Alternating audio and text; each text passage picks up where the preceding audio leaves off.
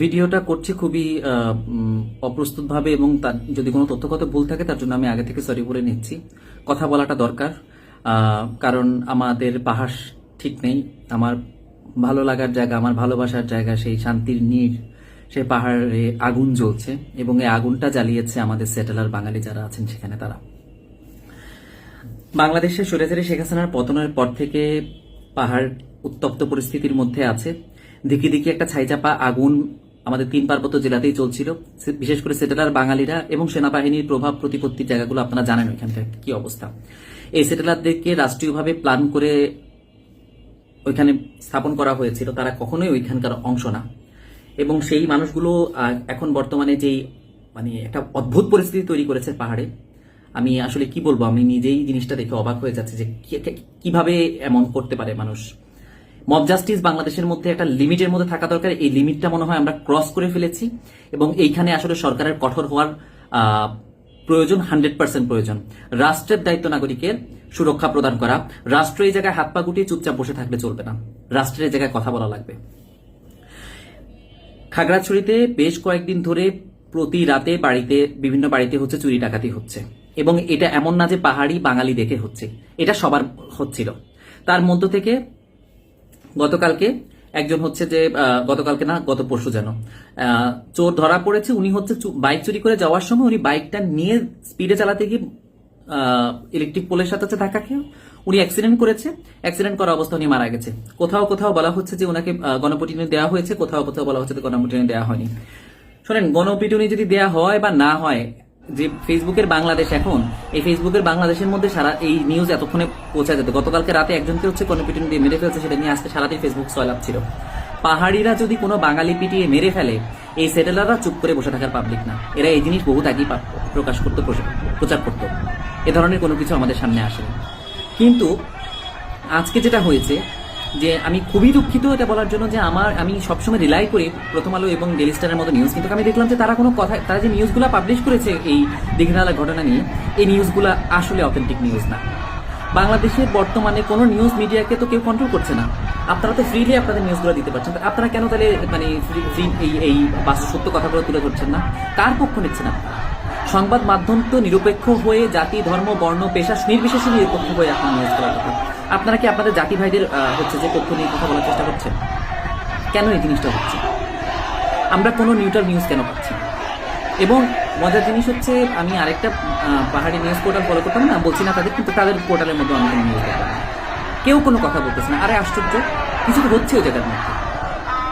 আজকে সব জায়গায় বলা হলো যে পাহাড়ি ছাত্র পরিষদ বা পাহাড়ি ছাত্ররা হচ্ছে যে মিছিল নিয়ে দীঘিনালার দিকে গেছে, সেখানে দুই পক্ষের সংঘর্ষ হয়েছে। কিচ্ছু হয়নি, দুই পক্ষের সংঘর্ষ হবে কোথেকে যাবে?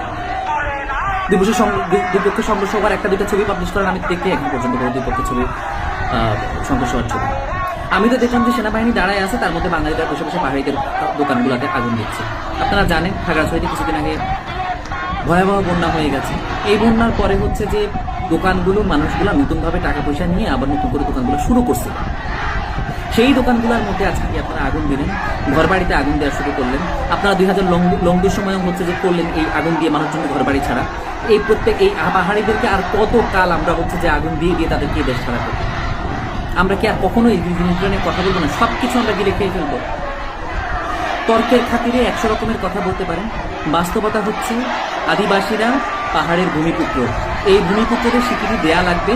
বাংলাদেশ সরকার বন বিষয়ক কনভেনশনে সাইন করেছেন, খুব ভালো কথা। আইএলও কনভেনশন 169 যেটা আছে, indigenous and tribal people convention, এই কনভেনশনে বাংলাদেশ এখন পর্যন্ত সাইন করেনি। বাংলাদেশের এই কনভেনশনে সাইন করা উচিত। বাংলাদেশ কেন এখন পর্যন্ত এই জায়গায় সাইন করতেছে না? ডক্টর ইউনূসের সরকার বিতর্কিত কোনো জায়গায় যেতে চাচ্ছে না, আমি সেটা বুঝতে পারতেছি, কিন্তু কিছু তো স্ট্যান্ড নেওয়া লাগবে রে ভাই। এই মানুষগুলারে আপনারা কিভাবে হিন্দু মাইনরিটি সেভ করা নিয়ে আপনারা এত কথা বললেন, কিন্তু আমাদের যারা জাতিগত মাইনরিটি আছে তাদের তো সেভ করার জন্য কোনো উদ্যোগ দেখতে পাচ্ছি না। পাহাড়ের মধ্যে যে ধরনের নির্যাতনগুলো চলতে থাকে, এই যে ধর্ষণ চলতে থাকে, কখনো তো দেখি না যেগুলো বিচার। সেনাবাহিনীর বিরুদ্ধে অহরহ ধর্ষণের অভিযোগ পাহাড়ের মধ্যে, একটাও তো বিচারের ঘটনা দেখি না চোখের সামনে। 2 দিন পরে পরে ধর্ষণের নিউজ পাহাড়ের মধ্যে। কি হচ্ছে এই জায়গাটা? যে আজকে যাদের ঘর বাড়িতে আগুন দিচ্ছেন, দোকানে আগুন দিচ্ছেন, কেন দিচ্ছেন? এই মানুষগুলোর ঘর বাড়িতে কেন আগুন দেওয়া হবে? তারা তো এই এই দেশের নাগরিক, তারা এই দেশের বাসিন্দা এবং তারা এই পাহাড়ের ভূমিপুত্র। সেটেলাররা তো ওই জায়গাতে পরবর্তী সময় গেছে রে ভাই, ওইখানে তো তারা এখানকার স্থানীয় না। এবং মজার জিনিস বলছেন যে আমাদের প্রত্যেকেরই একটা করে গ্রামের বাড়ি আছে। এই গ্রামের বাড়িগুলো তো আমরা থাকি, জিনিস বোঝেন সেটেলারের প্রবলেমটা কি। মনে করেন আপনার গ্রামের বাড়িতে আপনি থাকতেছেন, সেখান থেকে বাইরে থেকে আরেকটা ফ্যামিলি এসে জায়গা কিনে থাকলো, আপনারা নিজেরাও তো তার সাথে অ্যাডজাস্ট করতে পারবেন না। কারণ আপনাদের গ্রামের বাড়িতে আপনারা হচ্ছে সবাই মিলেমিশে একসাথে থাকেন, অনেক বছর ধরে অনেক যুগ ধরে সব আত্মীয় স্বজন থাকেন একটা বাড়ির মধ্যে। সেই জায়গার মধ্যে বাইরে থেকে একটা জায়গা কিনে আসলে এটা কিন্তু সমস্যা হয়। যেমন ভূমি আইনেও বলা আছে যে জমি বিক্রি করবে যিনি প্রতিবেশী তার কাছে হচ্ছে প্রথমে দেওয়া লাগবে। তার মানে এখানে আইনও একনলেজ করে যে বাইরে থেকে হঠাৎ করে একটা মানুষ চলে আসলে এখানে আসলে সমস্যা তৈরি হয়, এটা আসলে হয় না। আমরা সেটেলার এই সেনাবাহিনী হচ্ছে যখন বাংলাদেশের সেনা শাসন চলছিল জিয়াউর রহমান আমল থেকে, তখনই হচ্ছে যে এখানে সেটেলার বসে বসে সেটেলমেন্ট করা হলো। বিভিন্ন জায়গা থেকে সেটেলার এনে পাহাড়ের মধ্যে ঢুকানো হয়। অনেক মানুষ শৌখিনতার বসে গিয়ে ওইখানে পাহাড়ে ঢুকেন থাকেন, সমস্যা নাই। কিন্তু ওই মানুষগুলোর উপরে যে নির্যাতনগুলো আপনারা চালাচ্ছেন সেই নির্যাতনগুলো বন্ধ করেন। আদিবাসীদের উপরে নির্যাতনগুলো কেন? এবং এই যে বর্তমান যারা বসে আছেন ক্ষমতার মধ্যে, এবং আমি জানি না আমার এই ভিডিও তো এত বেশি মানুষের কাছে রিচ হবে না, কিন্তু এই যে উপদেশটা নাহিদ, যিনি হচ্ছে যে দেখেই প্রথমে দেখতেছিলেন যে ইন্টারনেট কে বন্ধ করেছিল, পলক কেন ইন্টারনেট বন্ধ করেছিল, আমরাও অনেক কথাবার্তা বলছি। আজকেও তো বিভিন্ন ইন্টারনেট বন্ধ ছিল, আজকেও তো থাকলে টিপিক্যাল বলে ইন্টারনেট বন্ধ ছিল, ঠিক মতো মোবাইল নেটওয়ার্কে তো কাজ করতেছে না, যোগাযোগ করতে পারতেছে না ঠিক মতো। রাষ্ট্র তো রাষ্ট্রের চরিত্র পরিবর্তন করেনি, তারা শেখ হাসিনার প্রথম দিক থেকে কি লাভ হয়েছে?